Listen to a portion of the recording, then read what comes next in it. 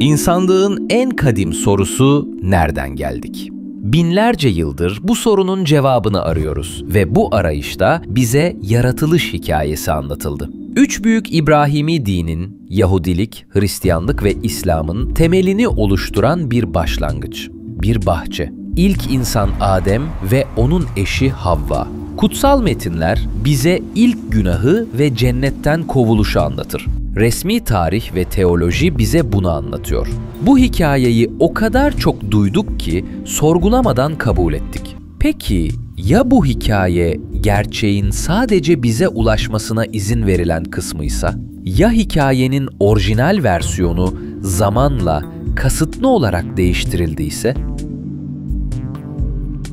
Size Adem'in ilk eşinin Havva olmayabileceğini söyleseydik, ya yaratılış hikayesinde binlerce yıldır kasıtlı olarak gizlenen bir kayıp halka varsa, bu sorgulamada sadece İbrahimi dinlerin resmi metinlerine değil, o metinlerin doğduğu kültürlerin yasaklı efsanelerine de bakmak zorundayız. İşte bu yüzden bugün Kur'an'da adı geçmeyen ancak Tevrat'ın kök kültüründe ve Yahudi mistisizminin derinlerinde saklanan bir ismin peşine düşüyoruz.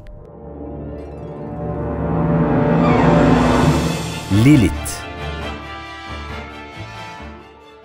Peki Kur'an'da geçmiyorsa bizim için neden önemli diye sorabilirsiniz. Şundan dolayı önemli. Lilith'in hikayesi, resmi tarihin nasıl yazıldığını, bazı bilgilerin nasıl iblisleştirilerek veya sansürlenerek kayıtlardan silindiğini gösteren 4000 yıllık bir vaka çalışması niteliğindedir. Bu hikaye, bir sonraki bölümde Kur'an ayetleriyle Bakara 30, izini süreceğimiz Adem'den önceki varlıklar ve büyük sıfırlama fikrini anlamak için ihtiyacımız olan ilk anahtardır. Bu bir inanç meselesi değil, bir tarih okuması meselesidir. Ve bu dosyanın sonunda şu soruyu soracağız. Bize yaratılış hakkında neden gerçeğin tamamı anlatılmadı? Sorgulamamıza her şeyin başladığı yere, İbrahimi dinlerin en eski yazılı metinlerinden biri olan Tevrat'ın Yaratılış Tekvin kitabıyla başlıyoruz. Çünkü tuhaflık tam da burada hikayenin en başında başlar. Çoğu okuyucu fark etmez çünkü ayetler hızla okunup geçilir. Ama durup incelediğinizde Yaratılış kitabının ilk 2 bölümünde insanın yaratılışı ile ilgili birbiriyle çelişen 2 farklı yaratım anlatımı olduğunu görürsünüz. Kutsal kitap uzmanları bu durumu kaynak teorisiyle açıklar. Tevrat'ın farklı dönemlerde yazılmış Cahvist, Elohist, Priestli gibi birden fazla metnin bir araya getirilmesiyle oluştuğuna inanırlar. İşte bu birleştirme geride bazı izler bırakmıştır. İlk anlatım Yaratılış 1. bölüm 27. ayettedir.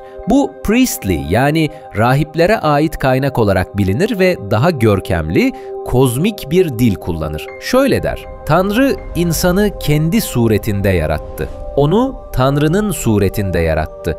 Onları erkek ve dişi olarak yarattı. Bu ayet kritiktir. Bir hiyerarşi yoktur. Bir öncelik yoktur. Erkek ve dişi eşit. Ama sayfayı çevirip sadece birkaç satır sonra Yaratılış 2. bölüme geçtiğimizde sanki bambaşka bir yazar, bambaşka bir hikaye anlatmaya başlar. Bu Jahvist kaynak olarak bilinir ve Tanrı'yı daha insani, antropomorfik bir şekilde çömlekçi gibi toprağa şekil verirken tasvir eder. 2. bölüm 18. ayette Tanrı, Adem'in yalnız olması iyi değildir der ve 22. ayette çözümü bulur. Tanrı Adem'den aldığı kaburga kemiğinden bir kadın yarattı ve onu Adem'e getirdi. Bu bildiğimiz Havva'dır. Adem'in bir parçasından yaratılan, ona yardımcı olarak sunulan kadın. Bu birinci hikayeden felsefi olarak tamamen farklıdır. Birincisi eşitlik üzerineyken, ikincisi hiyerarşi ve yardımcılık üzerine kuruludur. İşte ilk büyük sorgulamamız burada başlıyor. Bu apaçık çelişki de nedir? Eğer Tanrı 1. bölümde erkeği ve dişiyi birlikte ve eşit olarak yarattıysa, 2. bölümde neden Adem'in yalnızlığından şikayet edip onun kaburga kemiğinden tekrar bir kadın yaratma ihtiyacı duydu? Peki Kur'an bu konuda ne der? Kur'an bu iki anlatımdan da farklı üçüncü bir perspektif sunar. Nisa suresi 1. ayette şöyle denir: Ey insanlar! Sizi bir tek nefisten yaratan ve ondan da eşini yaratan ve ikisinden birçok erkek ve kadın üretip yayan Rabbinizden sakının. Bir tek nefisten, eli nefsin vahidetin ve ondan da eşini, eli zevceha yaratan. Bu ifade ne Tevrat'ın ilk bölümündeki aynı anda eşit yaratılışa ne de ikinci bölümdeki kaburga kemiği hikayesine tam olarak benzer. Bu tek nefis Adem midir? Eşi ondan nasıl yaratılmıştır? İslam alimleri bu ayeti yüzyıllardır tartışır. Gördüğünüz gibi yaratılış hikayesi tek bir basit anlatıdan çok daha karmaşık ve yoruma açık bir yapıdadır. İlk yaratılan dişiye ne oldu? Tevrat'taki iki yaratılış arasındaki bu teolojik boşlukta kim gizli? Resmi metinlerdeki bu boşluğun cevabını bulmak için o metinlerin yazıldığı coğrafyanın daha da derinlerine, Babil ve Sümer kayıtlarına inmemiz gerekiyor. Çünkü İbrani hikayeleri bir vakumda doğmadı. Mezopotamya'nın binlerce yıllık mitolojisi içinde filizlendi. Peki İbraniler bu hikayeleri nereden duydular? Cevap, tarihin en büyük kırılma anlarından birinde gizli. Babil sürgünü. Milattan önce 6. yüzyılda Yahudilerin elit tabakası Babil'e sürgün edildiğinde binlerce yıllık Sümer ve Babil mitolojisiyle doğrudan temas ettiler. Gılgamış destanındaki tufan hikayesi gibi birçok anlatının Tevrat'taki hikayelere ilham verdiği bugün kabul edilen bir gerçektir. Ve o kayıtlara baktığımızda Lilitu adında bir figürle karşılaşıyoruz. Lilitu, Sümer ve Babil mitlerinde bir gece iblisidir. Rüzgarın ruhudur. Erkekleri baştan çıkaran, yeni doğan bebeklere musallat olan tehlikeli, asi bir dişi figürdür. Arkeologların Burney kabartması dediği 4000 yıllık ünlü bir kabartmada kanatlı, baykuşların ve aslanların üzerinde duran çıplak bir tanrıça tasvir edilir. Birçok tarihçi bu gizemli figürün Lilitu'nun bir temsili olduğuna inanıyor. O, hem güzelliği hem de tehlikeyi temsil ediyordu. Bu Lilitu ismi zamanla İbrani kültürüne sızdı. Peki bu tehlikeli dişi iblis figürü nasıl oldu da Tevrat'taki yaratılış boşluğuna yerleşti? Cevap, resmi kanonun dışında bırakılan, yasaklı kabul edilen metinlerde yatıyor. Kur'an, bu ilk yaratılış konusunda sessizdir. Tevrat ise çelişkili bir boşluk bırakır. Ancak Yahudi inancının resmi metinlerinin sustuğu yerde kanon dışı bırakılan yasaklı mistik metinler konuşmaya başlar. Özellikle Orta Çağ'da yazılan Ben Sira alfabesi adlı metin, Tevrat'taki o boşluğu doldurur ve o ilk dişiye bir isim verir. Lilith. Bu yasaklı metinlere göre hikaye şöyledir. Lilith, Adem ile aynı anda ve aynı topraktan yaratılmıştı. O, Havva gibi Adem'in bir parçası değil, Adem'in eşitiydi. Efsaneye göre cennet bahçesindeki ilk çatışma Lilith'in bu eşitlikte ısrar etmesiyle başlar.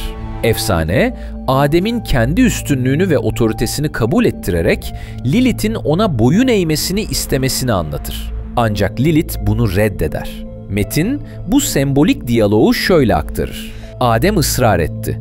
Ben üstünüm, sen bana tabi olmalısın. Lilith cevap verdi.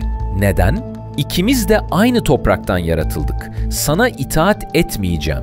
Bu, cennetteki ilk isyandı. İlk hayırdı. Lilith, Adem'in üstünlüğünü reddetti. Bu basit bir anlaşmazlık değil, bir egemenlik mücadelesiydi. Yaratılışın ilk eşitlik talebiydi. Tartışma büyür. Lilith, Adem'in baskısına boyun eğmeyi reddeder ve metinlere göre Tanrı'nın yasaklı adını Şemhamforaş zikreder. Bu gücü kullanarak cennetten uçar ve Kızıldeniz kıyısındaki bir mağaraya sığınır. Tanrı, itaatsiz eşi geri getirmek için 3 melek gönderir. Senoy, Sansenoy ve Semangelof. Bu isimler önemlidir. Çünkü daha sonra Antik Yakın Doğu'da ve Orta Çağ Avrupa'sında bulunan muskalarda bebekleri ve loğusa kadınları Lilith'ten koruyan koruyucu melekler olarak karşımıza çıkacaklar. Melekler Lilith'i bulur ve ona geri dön derler. Aksi takdirde her gün yüzlerce çocuğunun öleceğiyle tehdit ederler. Ancak Lilith kararından dönmez. Eşitliğinden vazgeçip köle gibi bir cennete dönmektense bu cezayı kabul eder. Özgür bir cehennemi seçer. Ve burada hikaye tarihin en büyük karakter suikastlarından birine dönüşür. Bu karakter suikastı ilginç bir paralellik taşır. Kur'an'da iblisin durumu anlatılırken onun kökeni hakkında net bir bilgi verilir. Kehf suresi 50. ayette şöyle denir: Hani biz meleklere Adem'e secde edin demiştik. İblisin dışında hepsi secde etmişti. O ise cinlerdenli de Rabbinin emrinden dışarı çıktı. O bir melek değil, ateşten yaratılmış farklı bir türdü. İsyanından sonra şeytan düşman oldu. Tıpkı bunun gibi Yahudi geleneğinde de asi Lilith artık Babil efsanelerindeki Lilithu ile tamamen birleştirilir. O artık iblislerin anası haline gelir. Dönmeyi reddeden Lilith cezalandırılır. Artık o itaatkar bir eş değil, geceleri erkeklere musallat olan, yeni doğan bebekleri hedef alan dişi bir iblistir. Peki neden? Sorgulayalım. Acaba bu hikaye itaatsiz kadının, erkeğin otoritesini sorgulayan dişinin sonunu gösteren korkunç bir uyarı mıydı? Bu bir teolojik hikayeden çok ataerkil bir düzenin manifestosu olabilir mi? Ve Lilith'in asi boşluğunu doldurmak için düzeni bozmayacak, sorgulamayacak, Adem'in kendisinden bir parça olan, ona ait olan yeni bir kadın mı gerekti? Yani Havva. Şimdi her şeyi bildiğimizi sandığımız o ana, ilk günah anına geri dönelim. Yasaklı meyve ve Havva'yı kandıran yılan. Burada Kur'an'ın anlatımı Tevrat'tan net bir şekilde ayrılır. Kur'an fiziksel bir yılan figüründen bahsetmez. Doğrudan şeytanı işaret eder. Araf suresi 20 ayette dendiği gibi derken şeytan onların birbirlerinden gizli kalmış ayıp yerlerini kendilerine göstermek için onlara vesvese verdi ve dedi ki: Rabbiniz size bu ağacı başka bir şey için değil, ancak iki melek olmayasınız yahut ebedi kalacaklardan olmayasınız diye yasakladı. Kur'an'a göre bu, fiziksel bir varlıktan çok fısıldayan, düşünce aşılayan bir güce yani vesveseye işaret eder. Tevrat ise açıkça yılan figürünü kullanır. Peki ya Tevrat'taki o yılan, kelimenin tam anlamıyla bir yılan değilse, antik dünyada yılan, modern dünyadaki gibi salt bir kötülük sembolü değildi. Tam tersine, deri değiştirdiği için yeniden doğuşu, şifayı ve sonsuz yaşamı temsil ederdi. Antik Mısır'da firavunların tacını Ureus yani kobra süsler, bu tanrıça Vadjet'in koruması ve bilgeliği anlamına gelirdi. Antik Yunan'da tıp tanrısı Asklepios'un asasına bir yılan dolanmıştı ve bu sembol bugün bile tıbbın sembolüdür. Yılan bilgelik idi.